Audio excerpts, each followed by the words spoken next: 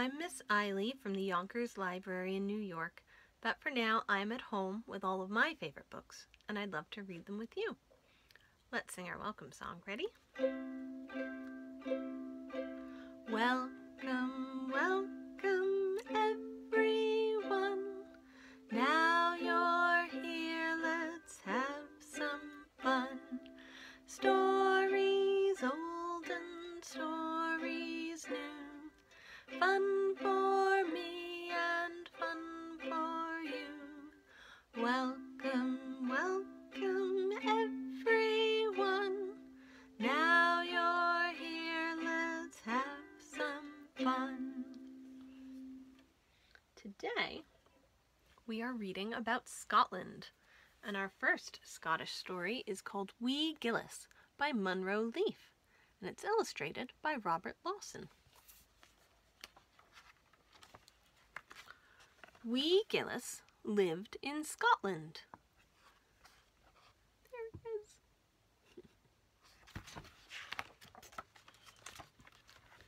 His real name was Alistair Roderick Craigillachi Dalhousie Gowan Donny Bristle Macmac, but that took too long to say, so everybody just called him Wee Gillis. His mother's relations were all lowlanders. They stayed down in the valleys and raised long-haired cows. His father's relations were all highlanders. They stayed up in the hills and stalked stags. Wee Gillis didn't know which he wanted to be, a lowlander or a highlander. His mother's relations all thought that his father's relations were very foolish to run and climb and creep around the hills stalking stags. His father's relations all thought his mother's relations were very silly to drive and call and milk their long-haired cows. Wee Gillis didn't know, but he watched them both, and he was cheerful and amiable. So for 1 year, he went to live in the lowlands with his mother's relations.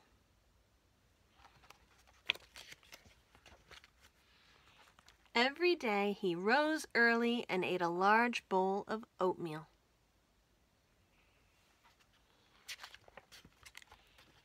Then he drove the long-haired cows out along the valleys, and at night he called and called them and drove them home again in time for his mother's relations to milk them.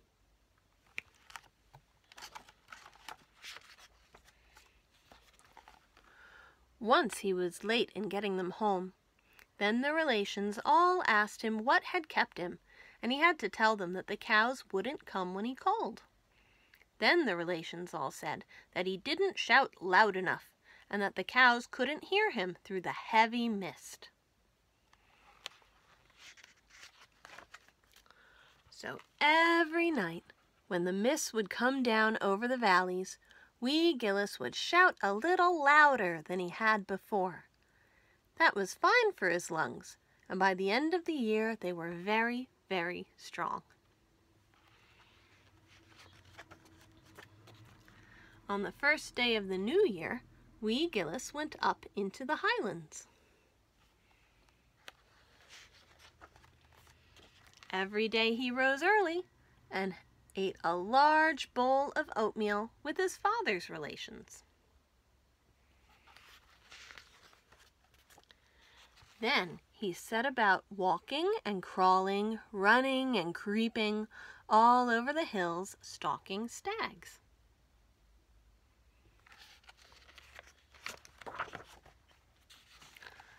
He would hide behind thistles and sit on the heather, and sometimes he would have to be quiet for hours at a time that you would have thought he was a stone.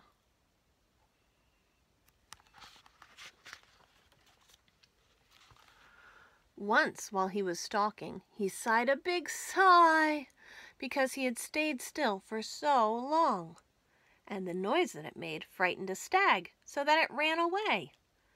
Then the relations all told Wee Gillis that he didn't keep quiet enough, and that he must learn to hold his breath.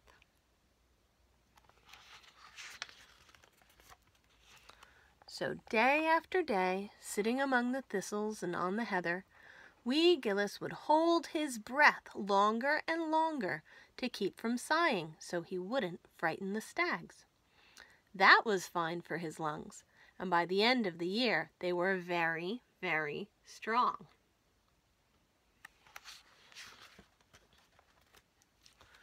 So year in and year out, wee Gillis would take turns calling the cows in the lowlands and stalking the stags in the highlands, and all the while his lungs grew stronger and stronger.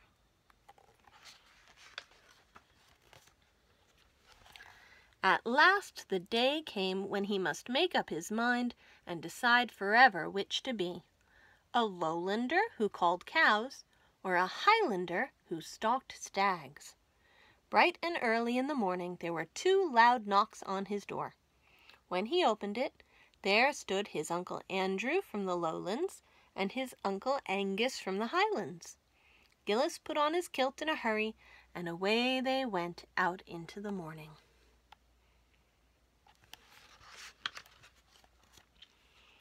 They walked and walked, not saying a word, down through the valleys and up over the hills until they found just the right spot for deciding.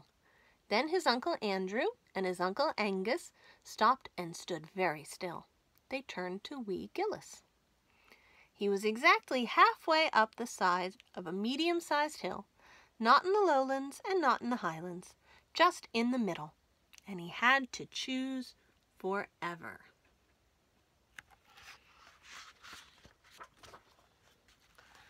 Gillis looked up and Gillis looked down.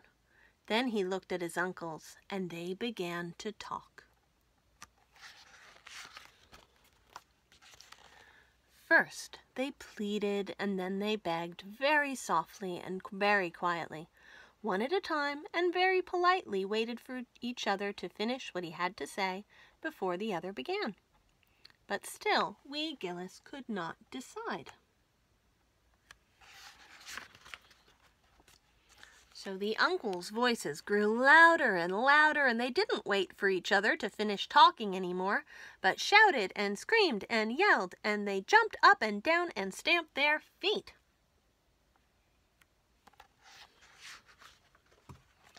You could hear them shouting all the way down in the valleys and all the way up in the hills.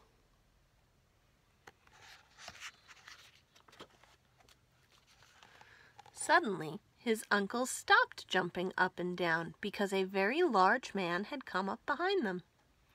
He was carrying something brown and big, but he put it down beside a rock, and then he looked at wee Gillis, and then at Uncle Andrew, and then at Uncle Angus. When they were very quiet, he sat down on a rock.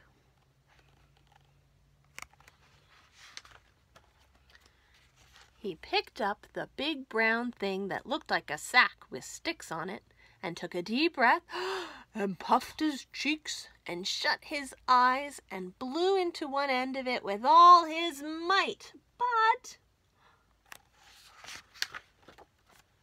nothing happened. He shook his head sadly and tried again, but nothing happened.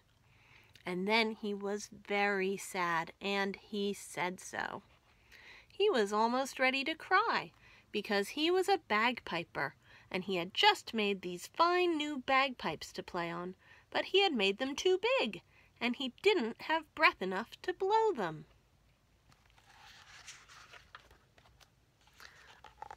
Uncle Andrew was sorry for him, so he tried to blow them, but he couldn't. Uncle Angus was sorry for him, too, so he tried to blow them, but he couldn't.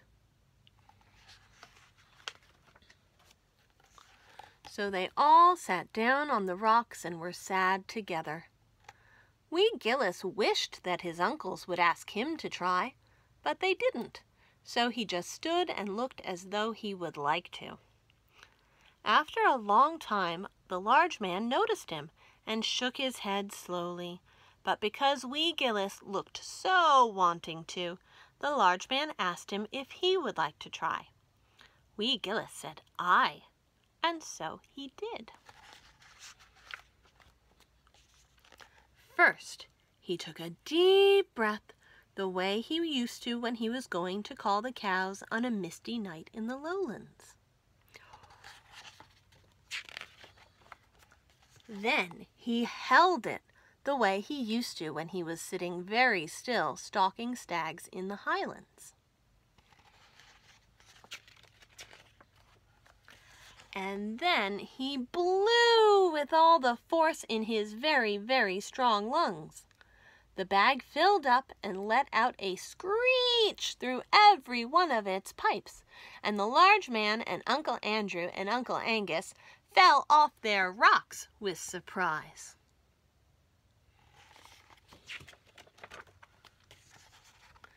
So the large man taught him how to make music, and now Wee Gillis is welcome down in the lowlands and up in the highlands, but most of the time he just stays in his house halfway up the side of a medium-sized hill and plays the biggest bagpipes in all Scotland. And that is the end.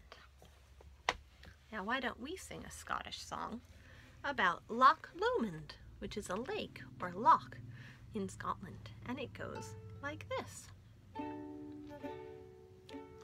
By yon bonny banks and by yon bonny braes, where the sun shines bright on Loch Lomond, where me and my true love were ever wont to be, on the bonny, bonny banks o' Loch Lomond. Oh, you'll take the high road and I'll take the low road, and I'll be in Scotland afore ye, where me and my true love forever meet again, on the bonny, bonny banks of Loch Lomond. Now let's read another story about a Scottish bagpiper from Richard Scarry's Busy, Busy World. And it's called Angus, the Scottish Bagpiper. And it goes like this. When Officer Angus said stop, people heard him and they stopped. He told the cars to stop so the McIntosh family could cross the street. The cars stopped. He told two silly boys to stop fighting. The silly boys stopped. He told Sandy to please stop dancing on the grass. Sandy stopped.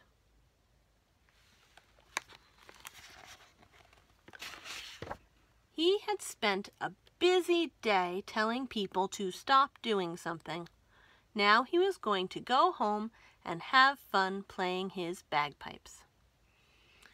Angus marched about his house playing his bagpipes.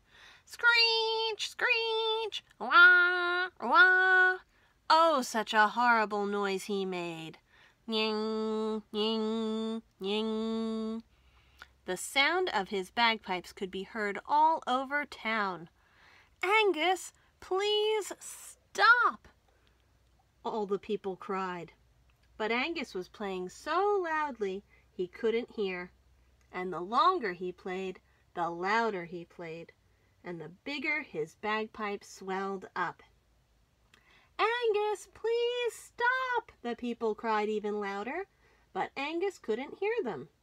Louder and louder he played, and bigger his bagpipe grew. Angus, please stop, the people roared. Fortunately for the townsfolk, the bagpipe burst, and Angus stopped. And that is the end. And now why don't we sing our goodbye song? Ready? Goodbye. Goodbye, goodbye, everyone. Story time was so much fun. We are done, but don't be blue. Next time we'll read something new. Goodbye, goodbye, everyone. Next time